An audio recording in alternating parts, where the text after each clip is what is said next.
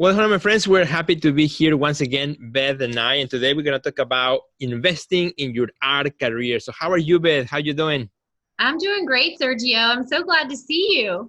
I know for all our friends who are watching right now, I was out on a vacation for 2 weeks. Well, it was actually a week, but it just happened to be like Wednesday to Wednesday kind of thing.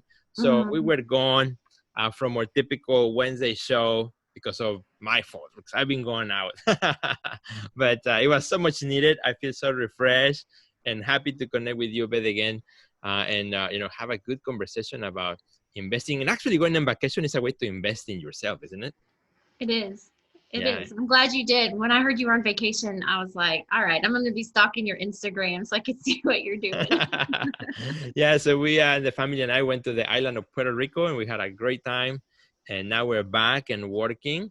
And one of the topics that I really want to talk about today with you, Beth, and also get your input is investing in your art career, because I was talking to one of the members of my community, and she actually presented a really good question. She said, well, I sold some art and I have, this surplus of income.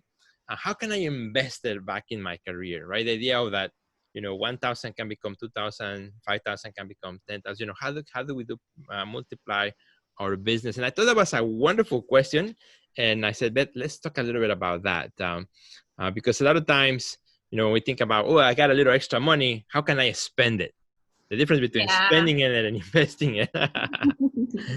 is, is it for you easy to think about investing?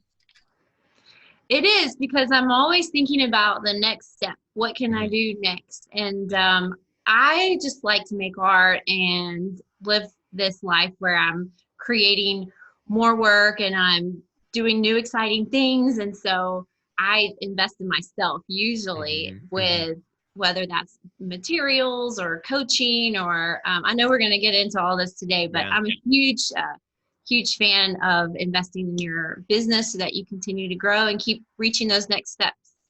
Very cool. And I have to admit, and I have to be transparent to all my friends and to you, but by default, I was never the type of person that I would save money, right?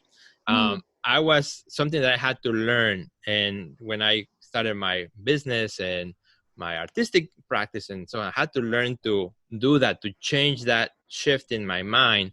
I was the type of guy who, if I sold something, yes, now I need to buy something, but never like thinking about I'm gonna put it back in my art business. It was until I started thinking business like that then I started to take business decisions hmm correctly. And I think that's maybe the first step to start. Maybe some of our friends are still in that mentality. Oh, I just sold something, and once I pay my bills and so on, how can I spend it, right? hmm Are you by default a saver or a spender? I'm a saver. Okay, good. I'm not big on buying things. I just not interested. I don't know what it is. If I can have experiences, whether that's like Mhm. you went on vacation or maybe you do some coaching with a great another person, you connect with them, and Yeah. and that's worth it to me. I like doing those things. Yeah, no, that's awesome. That's awesome.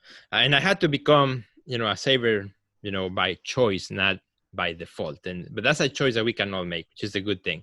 So let's talk Mhm. about maybe a little bit of some of the ways in which your friends and can reinvest in their art career on the things that can help them to move forward in their career as they experience a surplus, which of course, as we're thinking right now, pandemic might not be the first thing you think about, but you just never know. Sometimes something unexpected, the big painting that you didn't think it was sold, all of a sudden somebody is Right. interested and that sale happened, right? So some of the things that I've been thinking about and I have, learned to invest in a lot is on learning.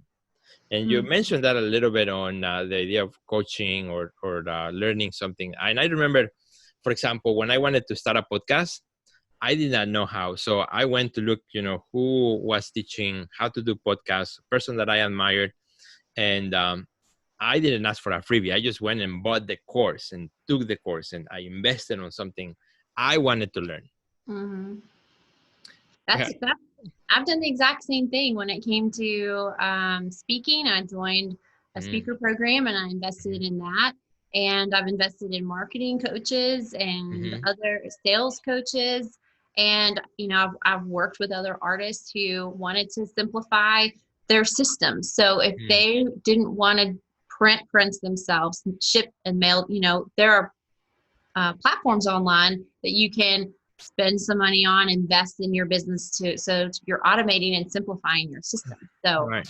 there's so many ways that you can invest in your art business. I Right. think it's important to just remember, well, where are you in it and where do you want to go next, and sort of have a Mm-hmm. vision for step by step. How can you invest in yourself as a practice and not necessarily like, oh, I have this big chunk of money, I'm going to do something big. Well, maybe start Right. doing something small first and see where that Mm-hmm. leads you, because I've learned so much from consultants and coaches that have helped me grow, Yeah. um, so much faster than I would have if I, was trying to figure it out all on my own. And so Right. because of that, I've made decisions that were better for me because I had expertise and advice that, Mm-hmm. was really helping me get to those next steps in a different way than I had originally planned. So it's Right. definitely worth the investment.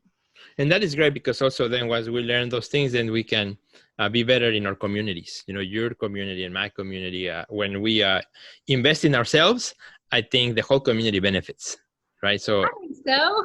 yeah, when you're part of a community and you are giving to that community, you don't have to be the leader of that community, but just in commenting and helping other people with the knowledge that you have gained, I think it Mhm. helps everyone. So another one that I think is super important on investing, and you can mention a little bit about that, is the on time saving things, right? Because you cannot buy more time, right? The they only has 24 hours. No matter how rich you are, you may be Bill Gates, but you cannot buy more hours, right? But the one thing that we can invest on is on doing things that will alleviate some of the kind of like tasks that are mundane, or simplifying, as you mentioned, things that can help us then have more time for the things we love, which for most of us as artists, being in the studio, doing the work that we love to do.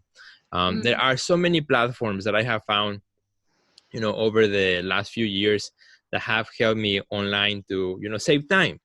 You know, um, Things like how, things that software that I can buy that will make my videos save faster, or investing on my computer so that I don't have to wait 3 hours for the next video to export.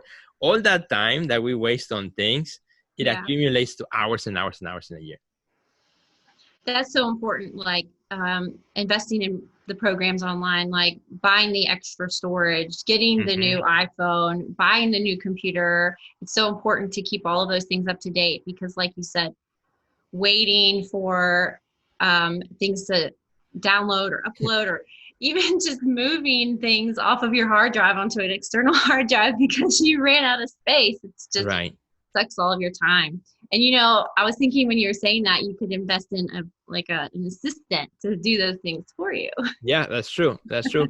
And yeah, actually, one of the artists that I was coaching the other day, she actually invested on a content manager assistant, Mm-hmm. so she can spend more time in her studio, and the content manager will come in and help her with all the social media posts and doing all those things. So as artists, we can see, where we need the most help, and that's where we can invest. So we can spend more time on the other things.